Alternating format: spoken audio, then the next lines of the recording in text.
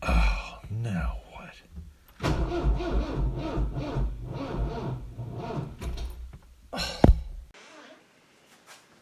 Hey, thanks for dropping by, Can't Let Her Die DIY.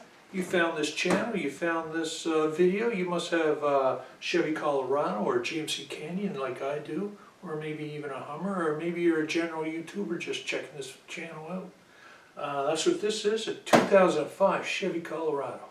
15 years old, 406,000 kilometers. Driven through every snowstorm up here in Canada, taking my kids to hockey. It's been great. I love this machine. I love her.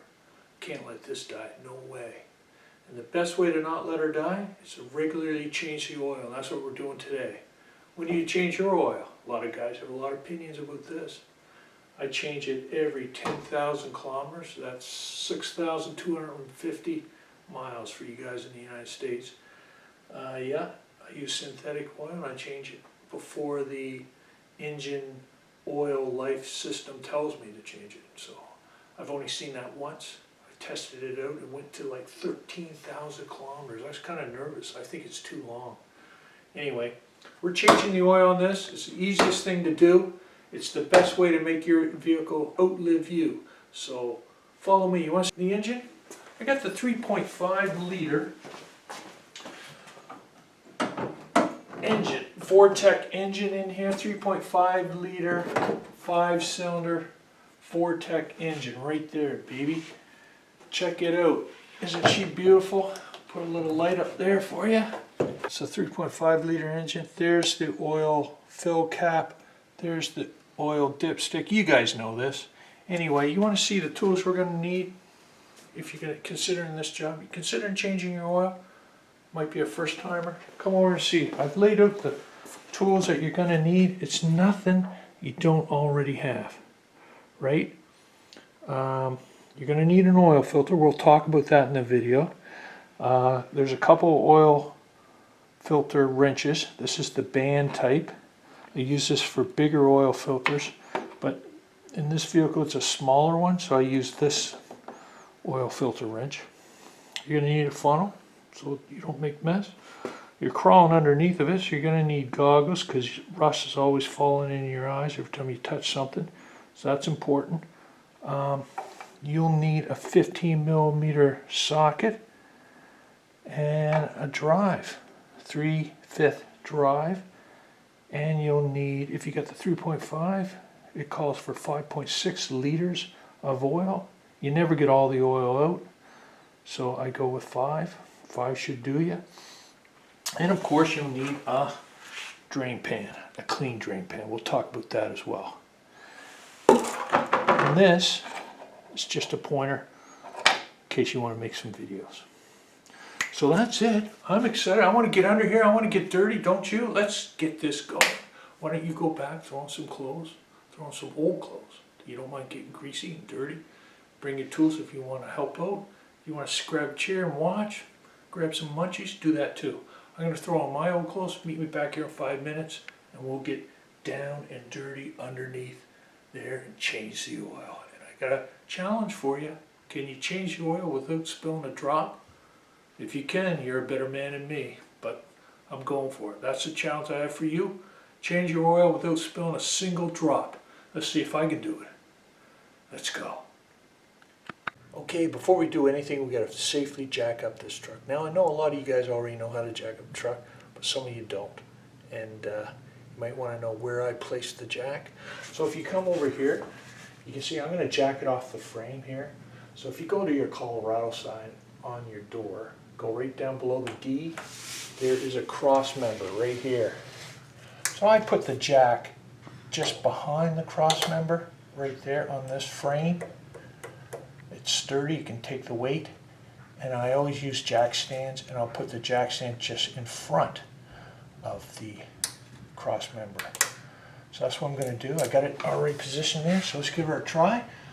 A couple more pumps. I get it as high as I can. I have the wheels chalked in the rear, and then that should be good enough. That's my jack stand. That's as high as it goes. I'm over the jack stand. There's a nice little groove in this frame right there that kind of fits nicely in my jack stand. So that's why I like that. Now you get it over. You jack it up too high, and then you slowly, controlled, lower this down. In a slow fashion like that. She's coming down there. She's on the jack stand. And boom. Right? Now I'll do the same thing to the other side.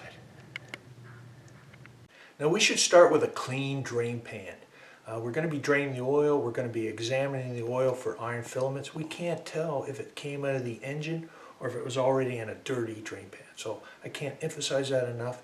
Make sure you start with a clean drain pan. Okay? Shop boss is going to check out my drain pan. Come on.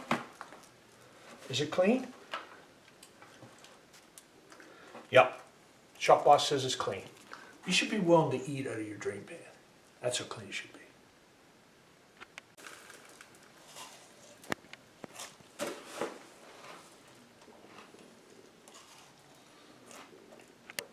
Now that we got it all jacked up, we do the push test. We'd rather have it push off the jacks while I'm pushing on it than have it fall on me. So give her a good push, see if it's safe, and she is. We get a little tiny movement, but it's pretty good. So we're good to go. Oh, now let's get dirty. So I'm underneath the truck, right by the jack, underneath the driver's side, and right along the wheel, right along the axle. If you come back, is the drain pan. This is the drain pan. This is the transmission pan. Go back to underneath the engine, the drain pan, there's the drain plug. It's a 15 millimeter. We're going to unscrew the drain plug, and the oil's going to drain into the drain pan. Okay? So that's what we're going to do. 15 millimeters, socket, and let's see how tight it is. It's not too tight, because we got a good mechanic. The good mechanic is you. You know enough not to over tighten these things and not to under tighten them. We tighten them to spec. So once you unscrew that, you loosen it up, it becomes finger loose, and as soon as I pull this out, it's going to drip down. It's going to come out fast like that in an arch. So make sure your pan is situated perfectly. Make sure that pan is clean. Okay, here we go. Here comes the big action, folks, and here comes the messy part. And you do know the goal is to not spill a single drop. That's the game we're playing here. And so far so good. So while the oil is draining out of the drain plug, we're going to open up this cap. This allows the oil to drain a lot faster. This is your oil cap. That's where we'll be putting the oil back into the engine. By opening this up, it allows the air to go in here, which allows the oil to exit the drain pan through the drain plug. So you can hear it when you crack the seal on this, you can hear it drain out quicker. You can also pull out on your oil dipstick, allow some air to get in there. That way you can get maximum amount of oil out of your oil drain pan, and the last oil that gets out of there is the oil that's got the sludge or any of the grit, debris, that sort of thing. So we're trying to get all the old oil out. Okay, I've relocated you to the my workbench now, where we're going to do a quick inspection of the filler cap and the drain plug. This is the filler cap. This is the drain plug. You guys know this. The drain plug looks pretty good. It's 15 millimeters, and no issues there. The filler cap, if you flip it over, you want to do a quick inspection to see if there's any crud in there. Yes, that's the technical term, crud. That's the term I use. What we're looking for is a brown substance in there. Kind of looks like coffee or cappuccino, a frothy brown substance. What it is moisture in the oil, and it's indicative of maybe the engine is not venting properly. So you might want to suspect the PCV orifice, maybe partially plugged, that sort of thing. Don't panic. I do have a video on that. It's called 2005 Chevy Colorado. How how to remove the valve cover. So, but in this case, these both look good. We're good to go. Moving on. Hey, it's time to get your new filter ready to install in the truck. This is a Napa Gold filter. It's black. Its part number is 1522. I believe it's a Wix filter. I think Napa just has them make up their filters for them, so it's a very good quality filter. That's what I use anyway. So we want to load it with our oil. We'll talk about the oil a little later. Right now we want to fill this up a little bit without spilling the drop. Remember, the goal is to not spill a drop. So far, I'm winning. Not all the way, 3/4. So we're going to preload that, and then we're going to take this, and this is oversaid. You guys heard this a million times, but just to get some oil on that gasket so it slips on easily and makes a better seal on the truck. That's going to go up under the truck. First we got to remove the old one. That's what we're going to do next. Follow me. Come. Time to get under there. And you know, there's a point in every video where it gets messy. And in this one, I think it's when we remove the old oil filter. That's the fun part. Okay, you can see I'm down to my last few drops of oil coming out of the engine. And you can see that there's viscosity breakdown. You see how it's dripping more like water than it is like honey or molasses? That's viscosity breakdown. It should be more like a little thicker than that, and it's kind of thin. So it's good that we're changing it, where it's the right time, and it's black. It's dark. The darker it is, the dirtier it is, the more closer you are to you should be changing your oil. So this is the drain plug. We're going to put that in. It's nothing special here, folks. Put it on with your fingers, tighten it up, finger tight, and get the wrench on it. How tight do you tighten this up? We can look up this I'll put the torque specs there. It goes tight right there, and then I just 1/4 of a turn after, right about there. That's how tight you do it. It's nothing fancy. And guess what? I still have not spilt a drop. Hopefully my luck will continue. How are you doing? Okay, what does this oil look like? It is quite black, definitely need to be changed. And it is going into our drain container here. Draining all the oil. It's black, it's running more like water. There's viscosity breakdown. Oh, yeah. For sure, need it to be changed. We do not want to see any solid material in this drain pan. And as we get to the bottom here, it is looking pretty good. Now, if the engine is prematurely wearing, there should be iron filaments and that sort of stuff in the oil, and it would stick to this magnetic pointer here. It should be all right there at the bottom, and if you can zoom in on that, I'll put my finger there. You can see that there is nothing on there. It's clean. There's no iron filaments in the oil. That is excellent. That is exactly what the doctor ordered. We're giving this engine a good bill of health. Moving on. We gotta get that oil filter off. Okay, now we gotta find the oil filter. Where the heck is the oil filter on this? Now I know where it is. I've done this many times, but you may not. So you come over here, locate the passenger front tire, come across the front of the vehicle. You get here, you find the splash guard. It's made out of plastic right there. Come back a bit. See this? This is an internal funnel. There's a little funnel there. And that's there to catch the oil that drips out when you remove the oil filter. So the oil filter is right above that, right there. This is a magnetic pointer. It's stuck to the oil filter. That's the black Napa Gold oil filter that's coming off, and a new black gold Napa Gold oil filter going on. So we got to get that off.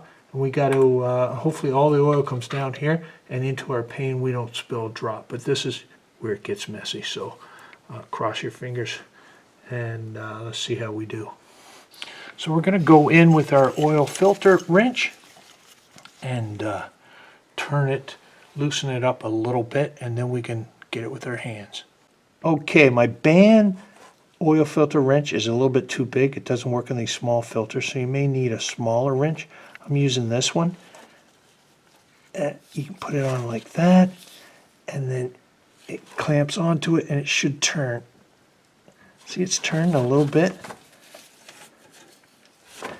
And she's turning nicely, coming off. And then it becomes finger loose. Now be ready. It's getting messy, folks. This is it.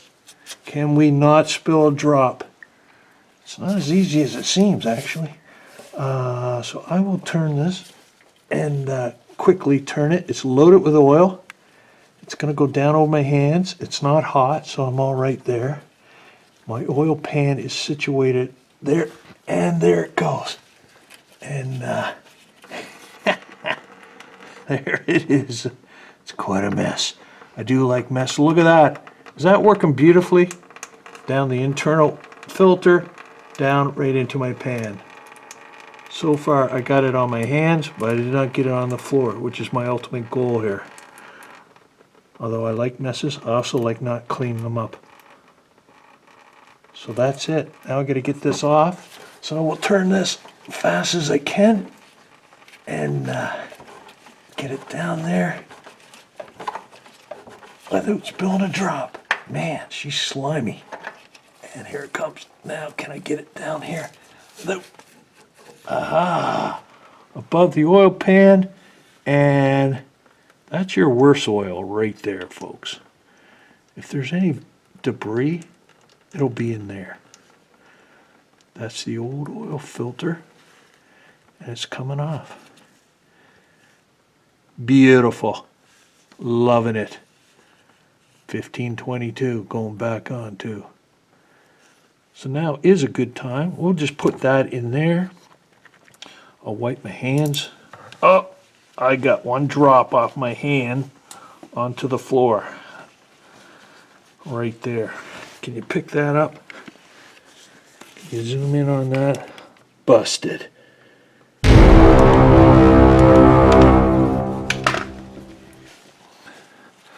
Now, since we're here, remember our loaded new filter? It's got oil in it. It's good. We put oil around the gasket. We look up there, it's not double gasket. The old gasket came off the old filter. That's important to check. And now you can let this drip if you want absolutely every drop of old oil out. But I'm in a hurry today. I gotta go somewhere. I got a social event to go to. So I'm gonna get this thing done. So we just screw this back on, and it's kind of hard when your hands are so slippery. Get two hands in here and be patiently start threading that puppy on there, just like that. There she goes.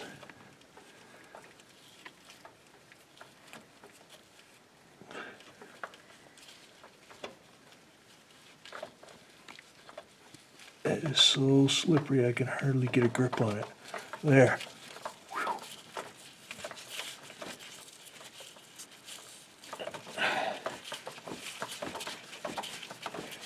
So you just screw it on, folks.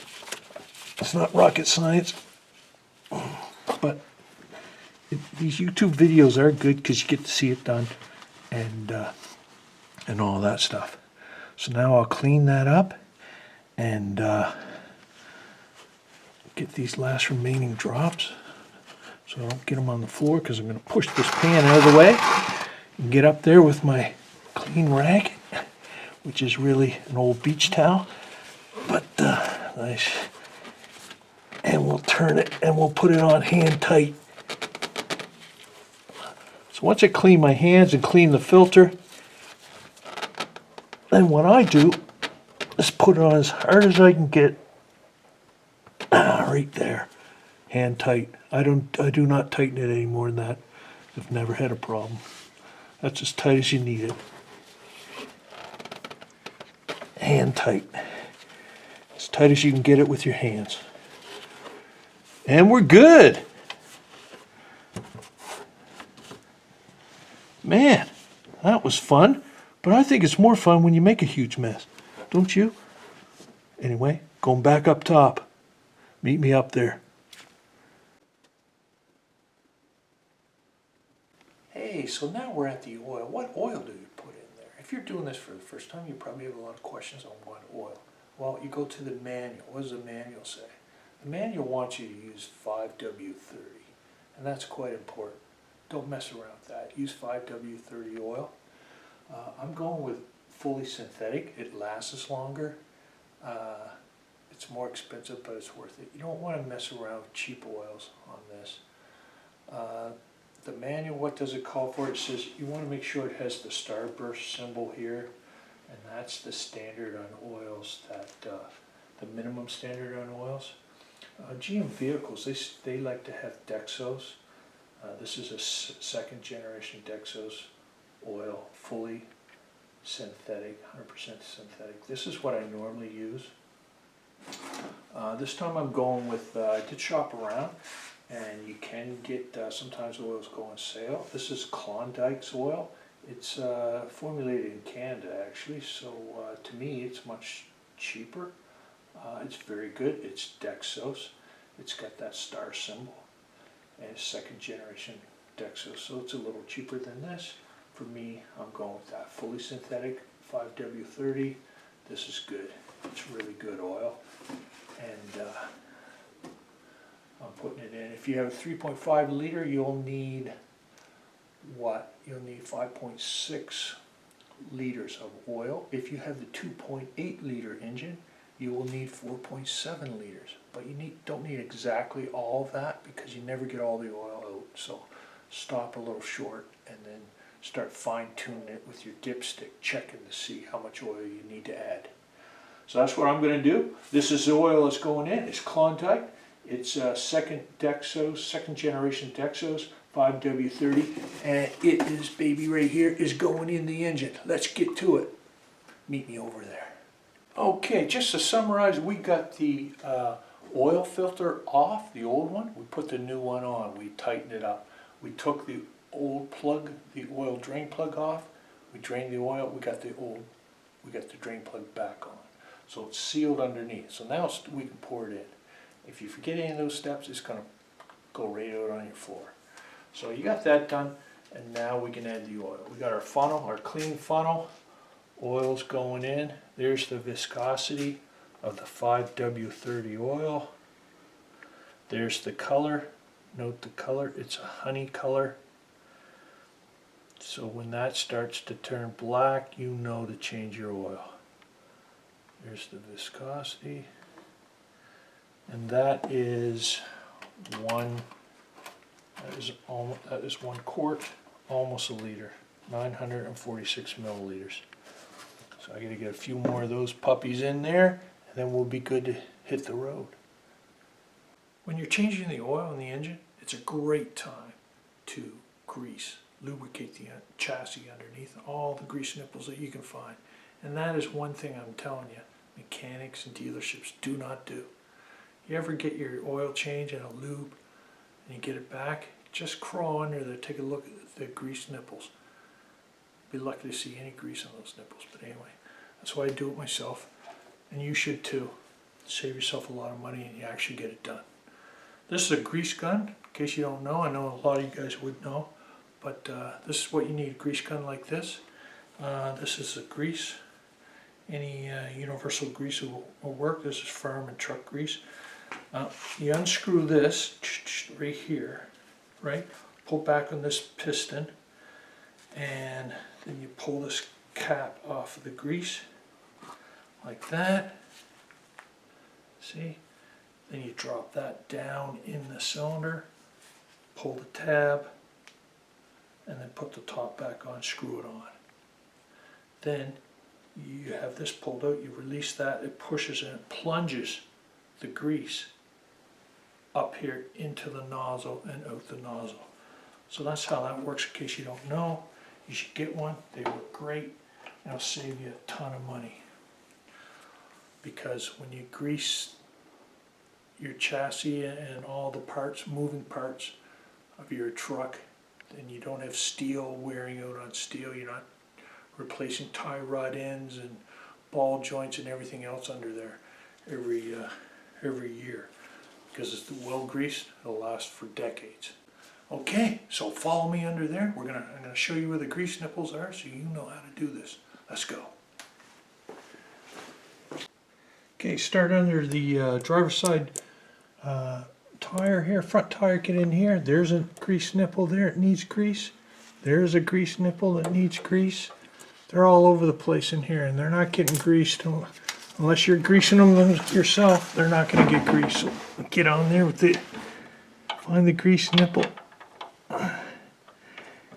and stick it on like that and apply grease.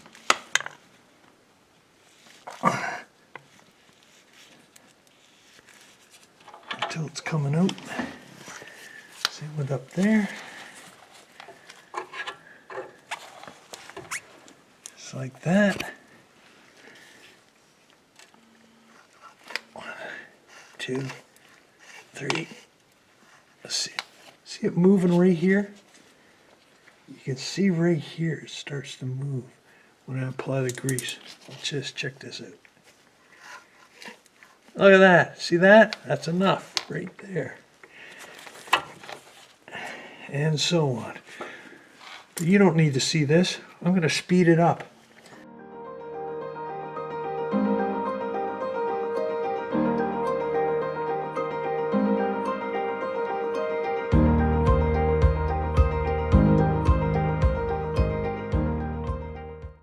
Okay, the engine oil capacity is 5.6 liters for a 3.5 liter engine. So I put in 4.75 liters of oil into it while it was up on the jack stands, right? I got it close. Then I took it down, took the jack stands, I jacked it up, took the jack stands down, brought it down to a level surface. These are some of the mistakes people make. They'll just take a reading while it's up on the jack stands, not on a level surface. That's a common error. You got to get it back down on a level surface. Then you got to start it up, let it warm up for 5-10 minutes, and then turn it off. Turn it off and let the oil's at the top of the engine, and then you got to give it about 5 minutes for the oil to drain back down. And that's how you get an accurate reading. So it has to be warm, the engine has to be warm, and then you have to stop and let all the oil drain back down to get a good reading on your dipstick. Here's your dipstick, you pull it out, you wipe it off, you put it back in, and what do we got? Right there, see? See the wetness is right there, so it's at 80% up on the hatch. There's full, there's low, right there's where you want it. And that's where we got it. And that took, it actually took 5.6 liters. I measured it out, and so we got all the oil out of it. Made a liar out of me. The whole video long I was saying you never get all the oil out. Well, this time we did. It actually came up to 5.6 liters. So what I got back in there, we are good to go. Okay, the last thing we got to do is reset the engine oil life system. So put your key in, turn it 2 clicks, 1, 2, that's the on position, and then press this.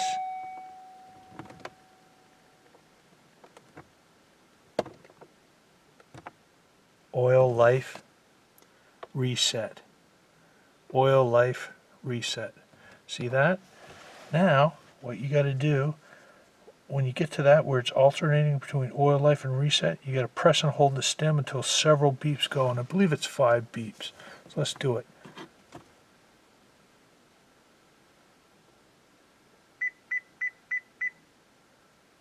And now it's been reset. And that's how you reset it. Holy, there's hardly no gas in this. Last time I was in it, I filled this tank. Do you guys have that? Do you guys have your kids taking your truck, bringing it back on empty? One of my sons is behind the camera right now. Do you always put your gas back in the truck? Yeah, all right. Anyway, guys, that's it. That's it. It's been fun. I loved it. I love getting messy. I spilled a drop. I bet you got me beat. Do you? Tell me if you do. Send me a message. Give me a thumbs up. Really appreciate it. And if you haven't already, subscribe. I got lots of videos coming. I'm just getting warmed up. And you know what? You got this. Easiest way to save money. Best thing you can do for your truck. You love your truck. So do I. Let's go. You got this.